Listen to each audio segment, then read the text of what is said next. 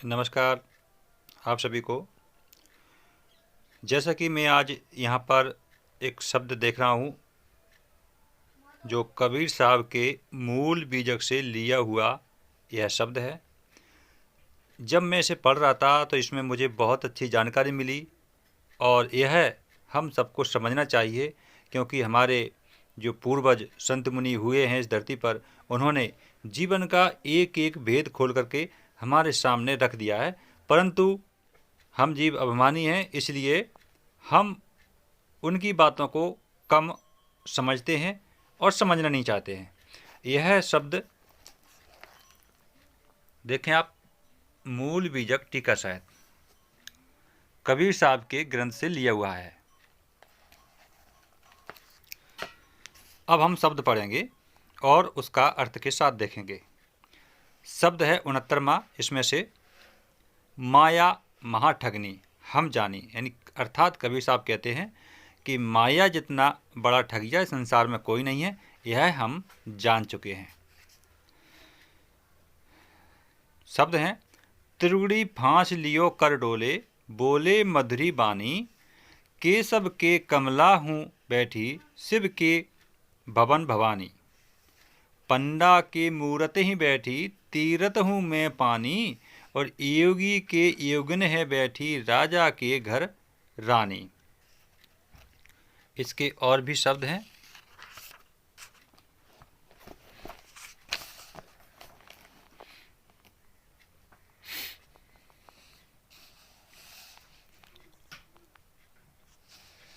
काहू के हीरा है बैठी, काहू के घर कौड़ी कानी, भक्ता के भक्तिन है बैठी, ब्रह्म के ब्रह्मानी, कहें कबीर सुनो हो संतो, ये सब अकत कहानी।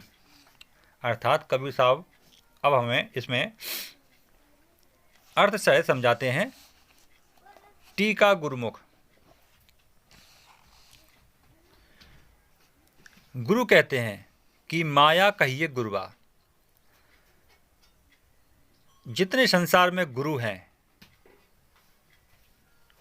तो उन्हें वो माया कहते हैं। अब यहाँ पर कबीर साहब ने गुरु अहंकार को भी कहा है अपने शब्दों में कि जो अहंकार है हम सबके अंदर वह गुरु होता है। तो माया कहिए स्त्री। अब साथियों, समझने वाली बात यह है कि यहाँ पर जो स्त्री लिख रहे हैं, कह रहे हैं, तो स्त्री अपने शब्दों में वाणी को कहते हैं, जिसे हम भाषा बोलते हैं, वह स्त्री है। तो अहंकार रूपी गुरु ने अपनी वाणी से कितना ठगा है, सो दोनों महाठगनी है। यानी अहंकार रूपी गुरु गुरुवा और भाषा रूपी वाणी, यह दोनों बड़े ठगिया हैं इस संसार में। सो सबको ठगे, सो ठगनी। देखो ये जीव को कैसा ठगा। यानी वो कहते हैं कि इस संसार में जो जीव रूपी जो मनुष्य है उसे कैसा ठगा है। कहीं ब्रह्म बनाया है, कहीं आत्मा बनाया है। इसी भाषा ने, इसी वाणी ने और गुरु ने एक ही चीज़ को कहीं ब्रह्म बना दिया, कहीं आत्मा बना दिया, और कहीं ईश्वर बनाया, और कहीं ना कछु ठहराया, और कहीं कहीं जो मन में आया सो बनाया। यह गुरुवा लोगों ने जैसा कोई सपना देखे, वो कहते हैं जैसे कोई सपना देख रहा हो और तैसा ही बोले। जैसा उसने सपना देखा वैसा ही वह सबको बताने लगा कि मैंने ऐसा सपना देखा है। इस प्रकार से एक ही जीव जैसी कल्पना देखने लगा, यानी एक ही मनुष्य है, उसने जैसी कल्पना देखी सो तैसे ही बोलने लगा। वह बोलने लगा कि मैंने ऐसा देखा, जैसा सपना देखता है। ये अर्थ है कि जैसे माया कहिए स्त्री, सो देखो सो जीव को कैसे ठगी। कहीं ब्राह्मण बनाया, कहीं छत्री बनाया। साथियों, बहुत ही गहराई की बात है समझने के लिए। अब ना समझ को तो कोई समझा ही नहीं सकता है, क्योंकि जिसको अभिमान है कि मैं ब्राह्मण हूँ, जिसको अभिमान है मैं छत्री हूँ, और जिसको अभिमान है मैं वैश्य हूँ, जिसको अभिमान है मैं शूद्र हूँ, तो इनको तो कोई समझा ही नहीं सकता है। पर वो कहते हैं इन सबसे बाहर व्यक्ति को कहते हैं ब्राह्मण बनाया, कहीं क्षत्रिय बनाया, कहीं वैश्य और कहीं शूद्र, कहीं यवन तो कहीं अति शूद्र। यवन माने इनकी भाषा में, जिसे हम आज के ज़माने में राक्षस की परिभाषा में समझते हैं, तो कहीं अति शूद्र और उससे भी गया गुजरा बनाया। और गुरुवा लोगों ने कहीं योगी, कहीं जंगम, कहीं सेवड़ा, कहीं सन्यासी, अपनी अपनी भाषा में जिसने जैसा सपना देखा वैसा ही वो कहने लगा। कहीं दरवेश भी, कहीं ब्रह्मचारी और कहीं बैरागी बनाया। इस तरह से मनुष्य को ठगा।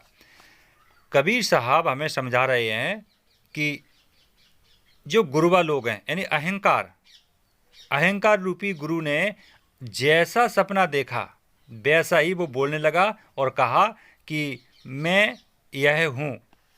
इन शब्द को उसने जोड़ करके अपने आप में और देखा। ताते माँ ठगनी हम जानी, यानी इससे बड़ा जो ठगनी कोई नहीं है, यह हम जान चुके हैं। ये अर्थ है। त्रिगुणी फांस कहिए बानी वेद, त्रिगुणी कहिए भक्ति ज्ञान योग।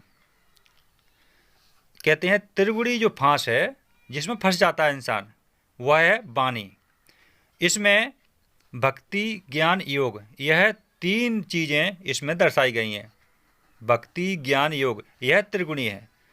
तो 3 प्रकार वाणी बोल के गुरुवा लोग फिरने लगे, यानी जो गुरु लोग हैं वह संसार में घूमने लगे।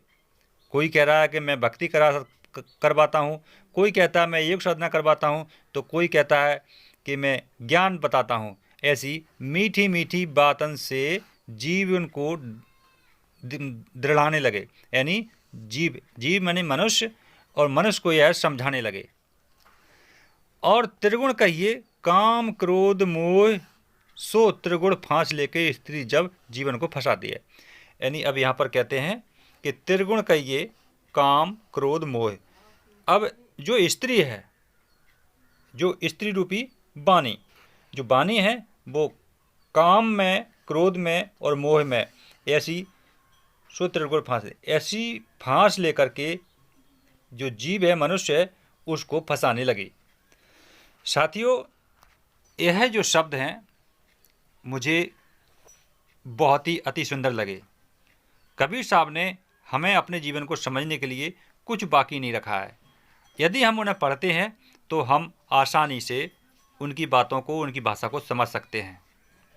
साथियों, मैं यह ग्रंथ पढ़ रहा हूँ और आगे जानकारी मिलेगी तो मैं अवश्य अपने इस चैनल पर आप सभी तक जो मानव जीवन के कल्याण के लिए हितकारी हैं, मैं वो बातें भेजता रहूँगा।